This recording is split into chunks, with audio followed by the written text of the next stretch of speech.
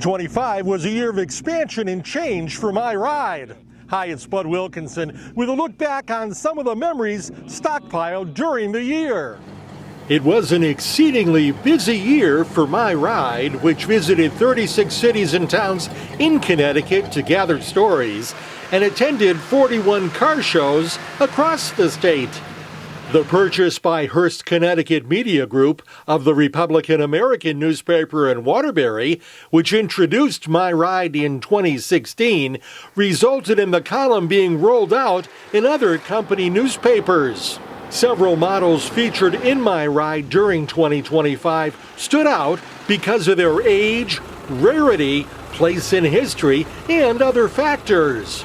There was a 1911 Hupmobile Model 20 owned by Parker and Gwen Ackley of Fairfield that revealed what motoring was like in the early days.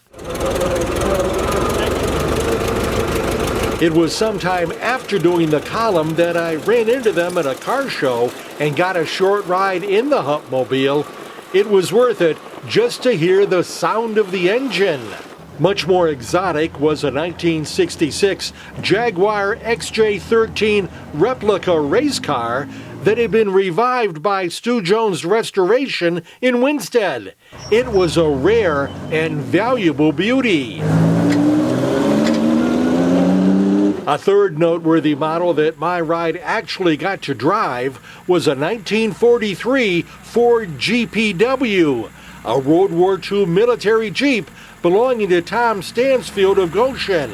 It took some patience to figure out the clutch.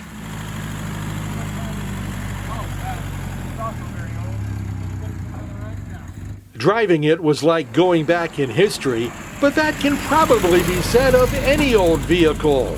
Also getting my ride's attention this year were a 1956 DeSoto Fireflight Sportsman simply because of its patina, as well as a stunning 1971 Mercedes-Benz 280 SE 3.5 Cabriolet. But really, every model featured in my ride during 2025 was memorable in some way. While there's an ample stockpile of stories to get my ride through winter, suggestions are always welcome. And if you have a story tip, please email me at budw@ride-ct.com. For CT Insider, I'm Bud Wilkinson.